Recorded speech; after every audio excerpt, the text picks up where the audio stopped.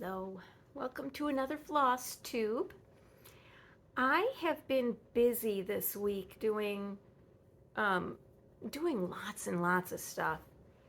I wanted to show you what I did get done. I showed the chart for this last week and I got it all done. And it's really funny when you start out to do something, um, sometimes it turns out completely different from what you've envisioned. I am surprised at how bright this is. The bright blue and the bright pink. Um, I thought this would be more muted, more calming, and it's really bright. It's even brighter on the back.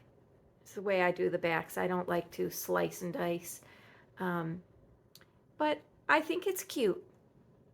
To plant a garden is to believe in tomorrow. I'm believing in tomorrow. So got these cute little flowers. I've got the lettering with just a little bit of backstitch, not too much. Cute little butterfly. And then the flowers down below. And I think I told you last week I was going to do long stitches for the stems. And I have done long stitches, but they were too floating. So I couched them down just a little tiny bit. I couched where the leaves would attach to the stems. I did a little couching stitch. And I'm happy with the way it turned out. It's very bright. It's bright for me. I tend to do things very low key. But this is it's stuffed with polyfill and a little bit of lavender. So it exudes a little bit of lavender scent, not too much. It's not overwhelming. And I think this would be great to give for a little child. Nice, a little girl. Um, for right now, I think I'm going to stick it in a drawer. And then my clothing can pick up that lavender scent a little bit. That's always fun to do. Now, pillows aren't really my thing. I've done several. They're not what I love. I would prefer to frame a finished piece, but these are great for what they are. It's nice to have some on hand for gifts, I think.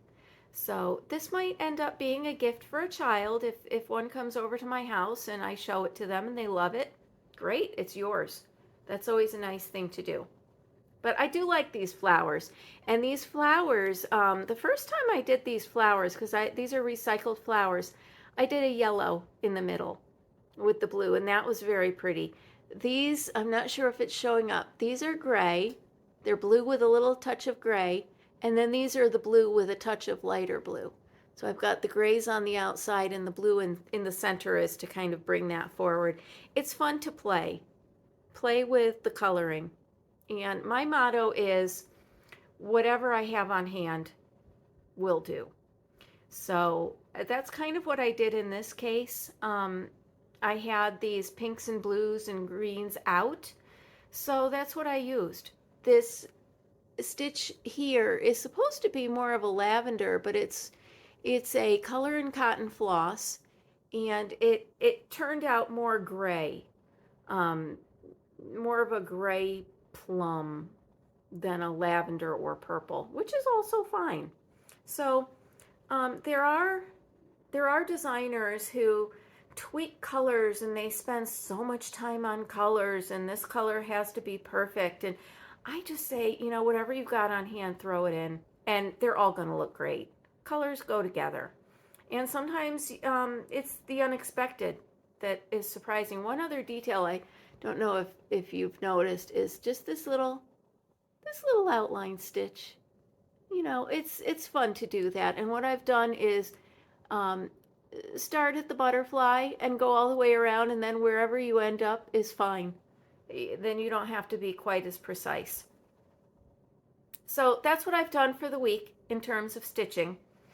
So I thought I would show you. This one is filled with polyfill and a little bit of lavender. this is one of my favorites, and I'm not sure if I've shown this before. This is all lavender. This is all lavender. It's a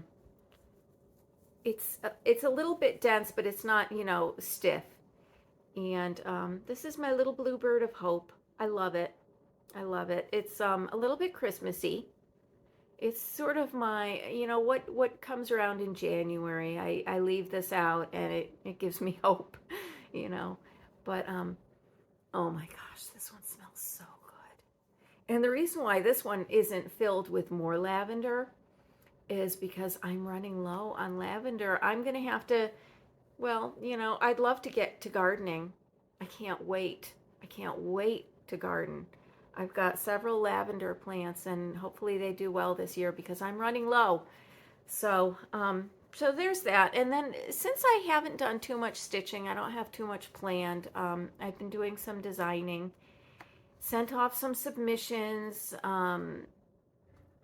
applied for a few things, so we'll see what comes of that. But my knitting and my quilting seem to be taking more center stage these days. It's interesting how it ebbs and flows. I started this channel for the cross stitch, and now I'm doing more of other things. So, but I thought I'd show you some older things that I've done. This one's a fun one. I think it quick and easy. It's just a little bird on a little topiary. It's got a cute little border. So, and a store-bought frame. So that one's a fun one. Here's another holdover from winter. I call this stylized snowflake. And I'm sitting with the window casting some glare, but this one's a fun one too. You can make it as bright or as muted as you want. But yeah, I've just done kind of a stylized snowflake in a border. I like this one. This one's propped up on a little easel stand in the kitchen, and I like it. One other thing that's very, very old, but I refer back to it a lot, is the bands. This is a band sampler, and this is actually the second attempt. I did several of these bands, and then some I didn't like, and so I ripped them out. You can always rip things out, and I replaced them with these are all borders. Replaced them with some that I like better. So if you've ever got and what you're seeing is the back. This is in one of these floating frames, which is pretty cool. It's pretty cool. Yeah, if you're doing a cross stitch and you love the design, you love the overall, the picture and everything is great, but you're not really crazy about the border, that's what these are for. Just stick in a different border. Some of these are lovely. Hopefully you're seeing the borders and not the reflection of the window. I like it anyway. So I have this one. It's out. It's not on the wall. It's just out for me on an easel in the bookcase. And I like the white frame too. So, and one last thing. Everybody always likes to know, how do you keep your threads? I keep mine in this nice Michaels box. I was looking for, these nice cardboard boxes. I was looking for another one to keep my my blocks in for my sampler Afghan that I'm making. If you have any interest in learning to knit, head over to my Learn to Knit series. Couldn't find any. Is Michaels not carrying them, or is it just mine doesn't have any? They've got lots of plasticky bins and wicker bins, but none of these nice cardboard boxes, so I have to keep an eye on that. But what I do is, these are my DMCs. This is it. These are the lower numbers, 400s, 600s, 700s. These are the 30 something 3011, 3821, 3787. So I've got them all in numeric order. I can see the colors. If I need a blue, I can see the blues. um, I just do it according to number, and then when I've designed something on my computer and used a certain number, I can find it or not. Usually I can't find it, so then I say, well, gosh, I need a blue or I need a red. Which would work well, and I just grab. Then I also have Color and Cotton. I was a member of the Floss Club for about a year, maybe longer than a year. But what I was finding was I was getting a lot of these creams, peaches and creams and browns and colors that I don't really use. I needed more blues. I went through, I don't know if it was called Battleship or, something like that, but I just loved the blues and the blues and the leaf greens and the crimson reds. And I just, the ones that I had, I used, and I was left with peaches and, so I discontinued the club. Um, but I still pick and choose. Some of the Color and Cottons are pretty solid, and then others have a very, very nice variegation. And that's what I love is these variegated ones. So if I'm going to have a solid color, I figure I might as well just buy a DMC at this point. So yeah, so that's what I've got in here. Oh, I've got a little stitching. I've got a stitching in the bottom of my basket from long, long ago. I did this for my kids when they were little. It was from a kit. Isn't that cute? And the way that I got this nice variegated checkerboard back in those days, you used different colors of DMC. There was no use this variegated. Same with the apple. These are all different DMC colors. This was before I started designing and taking this too seriously. And, my back doesn't look half bad. It doesn't look too bad, I don't think. So that's pretty cute. I remember I got the apples, and then I think there was, a B word and a C word. I'm not sure how long the series went, or maybe it jumped around. Um, but the apples was the only one that I did. And I'm finding I've also got, this is also another throwback to yesteryear. Some of these old bags, and these are colors that, there's a lot of it. This one is very full, 677. It's a very, very nice pale yellow. I haven't had any call to use that. So I don't want to get rid of these, but I don't really use them either. So they're in this box waiting for just in case. And I've also got just a few, I don't use these really either. I've got a Weeks and some Gentle Arts, and then I've got some Classic Color Works. This was for something that I was doing, and I ordered all these beautiful colors, and you couldn't see any of them. So I had to go with darker shades. These would look great. They're very spring, baby or spring colors, very delicate. I don't want to use them on a dark background. They'll show up on a dark background, but then you're not getting the effect of the very, very light, So that's where I struggled with these. I'm sure they'll find a place to be used at some point, but oh, and I've also got these stuck in here. These I bought DMC Colorist. This is 4505. Look at how beautiful these are. Purples and greens.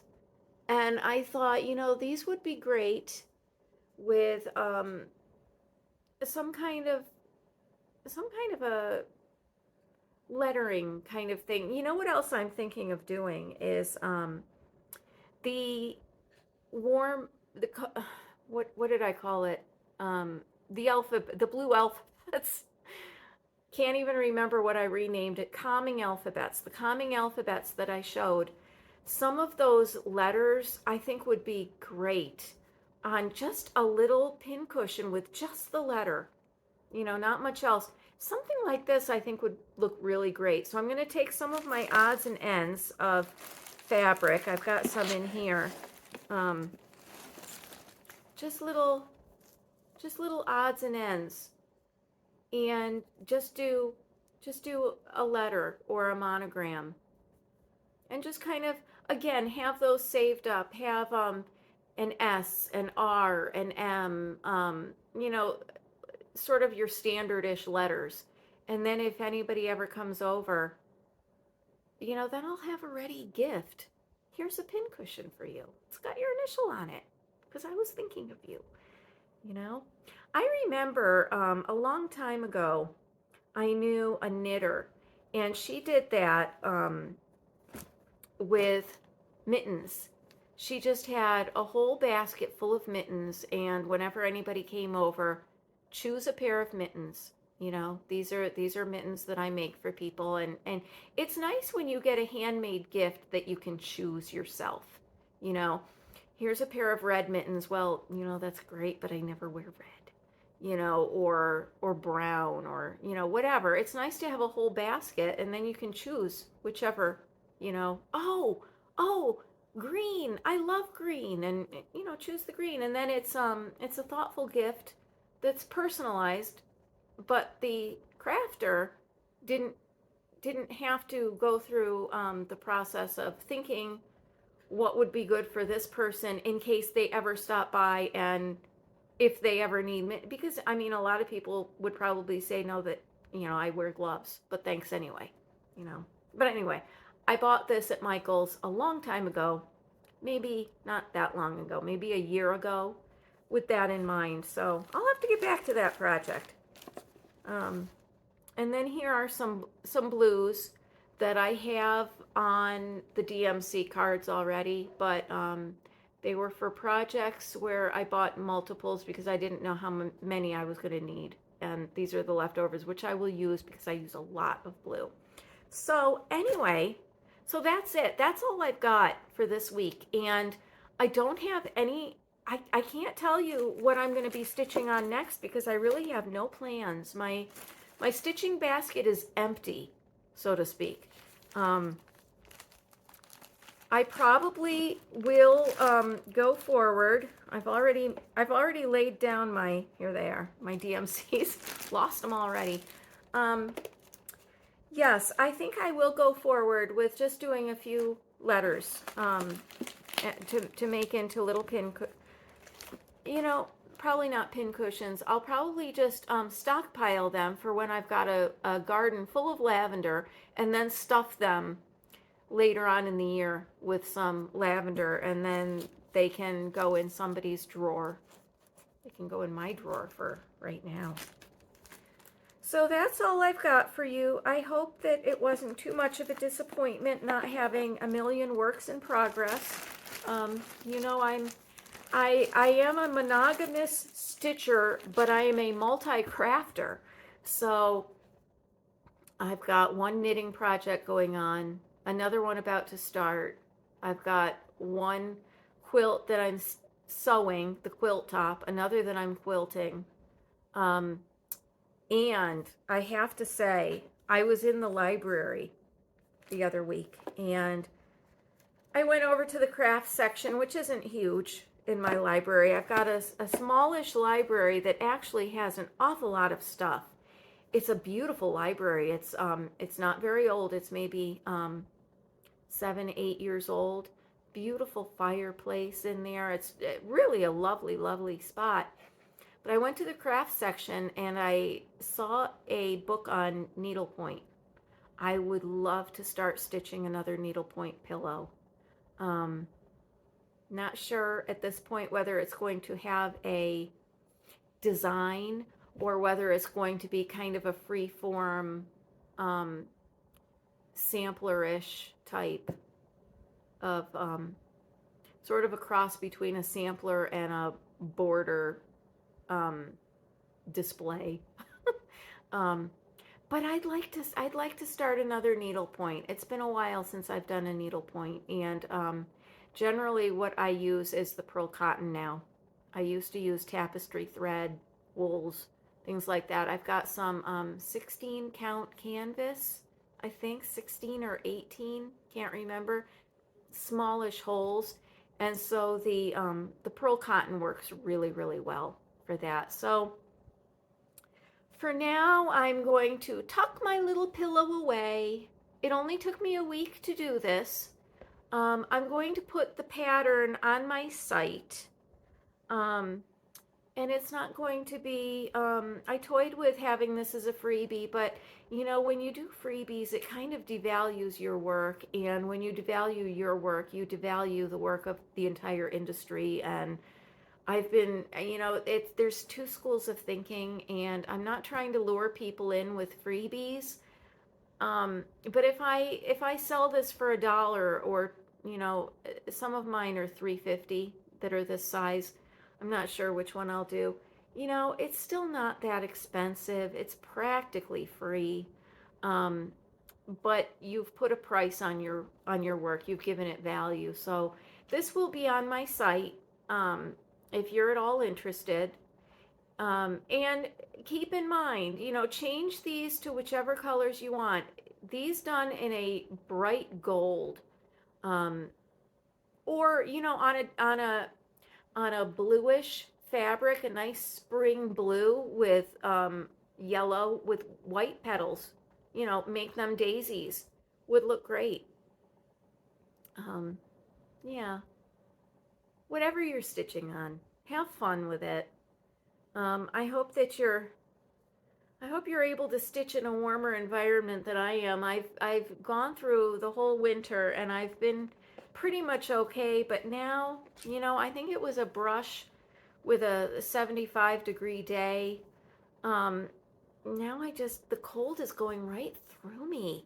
It's like in the 40s, and well, right now it's still pretty early, so it's about 29, 30 degrees outside, and it's going right through me. So I've got I don't know if you can see, I've got my little electric fireplace out because I'm just really cold. I'm really, really cold. So hunker down. A cup of hot tea does wonders. Get out your stitching and have a very, very pleasant week ahead. I hope you had a pleasant week coming to this point, and only good things for you. So, till the next one, happy stitching.